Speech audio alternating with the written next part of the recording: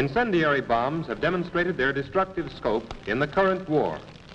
What they did to London is but a sample of what they can accomplish against such vulnerable cities as Tokyo and other Far Eastern centers.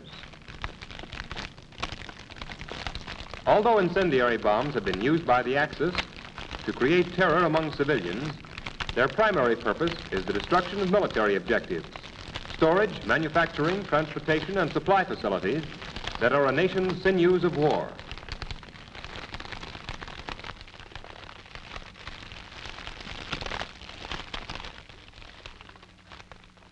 These are the two leading types of incendiary bombs used by our Army Air Forces and by our enemies: the thermite on the left and the magnesium on the right.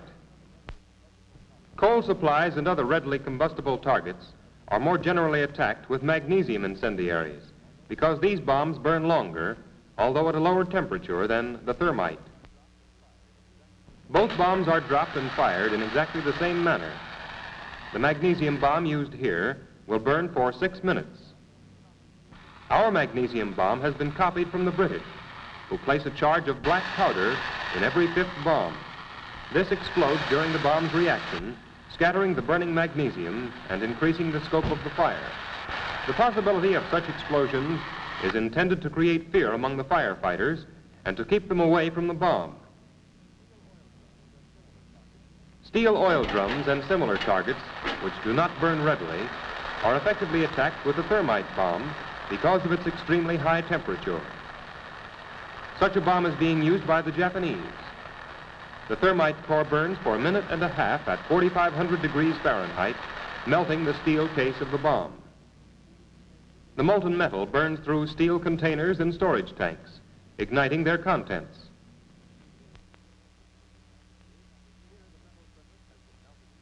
Here, the metal surface has been melted through by the great concentration of heat. Only a few pieces of slag remain of the bomb.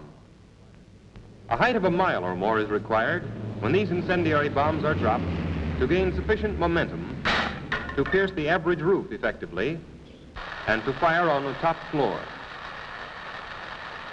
Once ignited, the thermite bomb burns violently, melting its steel body.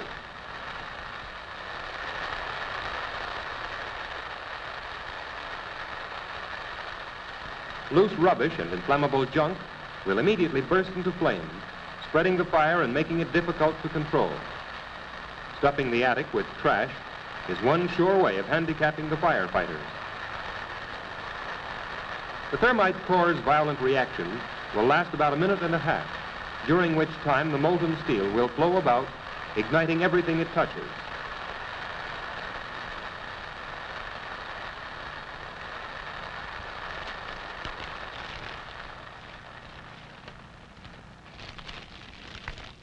A shower of molten metal will fall through the floor, igniting everything which will burn on the floors below. As the flaming steel burns through each succeeding floor, the fire may spread throughout the entire house.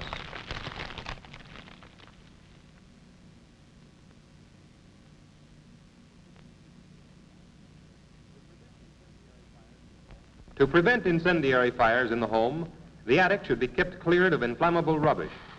It should be covered with at least 2 inches of sand or ashes, if building construction and regulations will permit.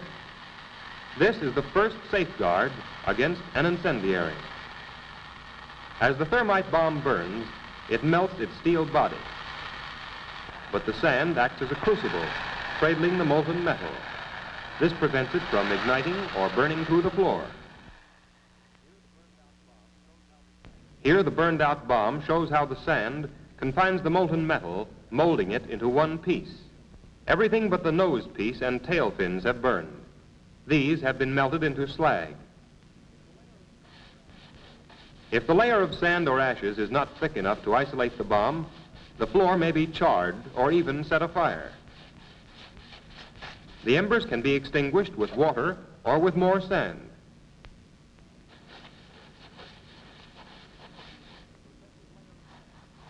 The protective layer of sand should always be restored.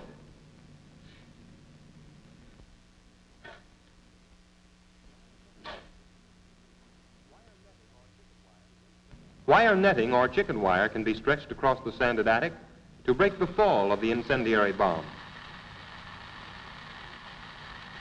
It is particularly valuable in protecting houses which are not structurally strong enough to support a full, heavy layer of dry sand. The bomb is held by the netting while it burns. The sand on the floor catches the molten metal and cradles it, preventing it from burning through the floor.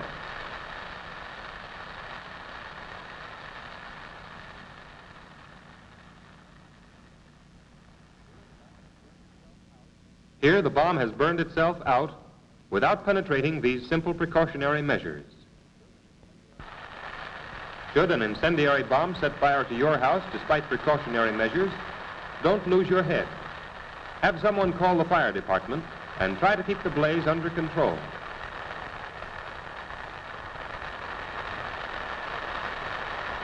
Don't throw a bucket of water on the incendiary. It may explode and scatter the molten metal all over the place. Don't play a solid stream on the incendiary. And don't place too much faith in the garden hose, for the water pressure may fail.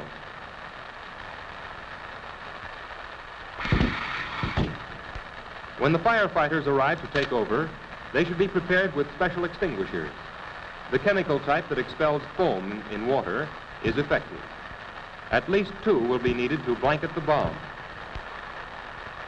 Every possible precaution should be taken to keep out of the reach of the spattering molten metal. Remember that while the thermite core is burning, it is impossible to extinguish the bomb. The resultant fire should be put out first to hold the blaze down. Then the bomb should be sprayed. After the thermite has burned itself out, the magnesium body can be blanketed with foam. Chemical foam has the same effect as sand or ashes, cutting off the supply of oxygen, cooling the bomb.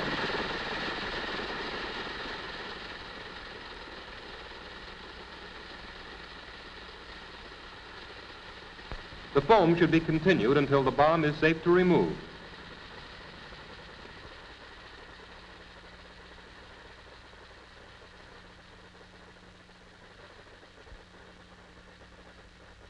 Warehouses and factories would be logical targets for the enemy's incendiaries if bombers should raid our cities. In such a case, when a bomb finds its mark and strikes, it will ignite and burn fiercely. The hand-operated pump shown here can be used when water pressure fails. Don't direct a solid stream at the bomb. It will scatter the molten metal and create an additional hazard. Try to keep the fire localized. Use your finger to spray the water on the bomb. The solid stream should be used to put out other fires started by the incendiary. Civilian firefighters can keep the bomb under control and the blaze from spreading until the fire department arrives. Once the core has burned out, dry sand can be used to put the bomb out of business.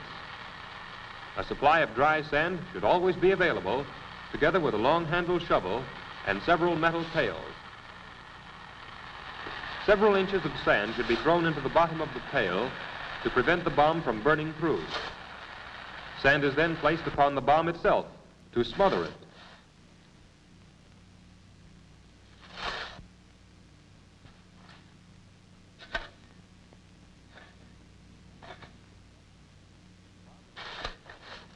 The bomb is then picked up with the shovel and placed in the pail. All glowing embers and bits of molten metal are shoveled up and put into the pail. Never lift the pail by its handle. It will be much too hot to hold. Instead, put the wooden shovel handle through the pail handle and carry it outside. Using a stirrup pump and water is one of the safest and easiest ways to control an incendiary. The stirrup pump resembles a tire pump and is held upright in a pail of water. The apparatus calls for a 3-man operation, one to pump, one to handle the hose, and another to supply the water. 5 or 6 gallons will be needed to control a bomb. Spray is always used upon the bomb itself. This procedure must always be remembered. A dual-purpose nozzle makes it possible to throw a spray 15 feet. During an air raid, many bombs will fall in the streets and clear spaces. These should be kept under control and allowed to burn out. When incendiaries strike and fire on upper floors, firefighters must have several chemical extinguishers ready. They cannot depend upon the regular water supply. To avoid the dangers of being spattered with molten metal, firefighters should get behind something to shield themselves from the bomb. Using a chemical extinguisher of the soda acid type, these firemen are first attacking the resultant fires, keeping the fire from spreading until action can be taken upon the bomb itself. A fine spray should be played upon the bomb to cool it and reduce its effectiveness. Spraying is continued until the bomb is safe to approach. When the bomb has cooled enough, it should be removed with care and the floor scraped for remaining embers. These are extinguished immediately to prevent the fire from breaking out again.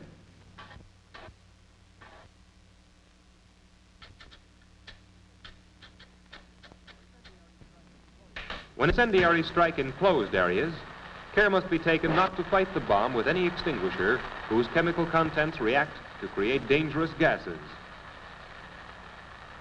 Carbon tetrachloride, for example, forms dangerous phosgene gas when it comes in contact with the molten metal of an incendiary.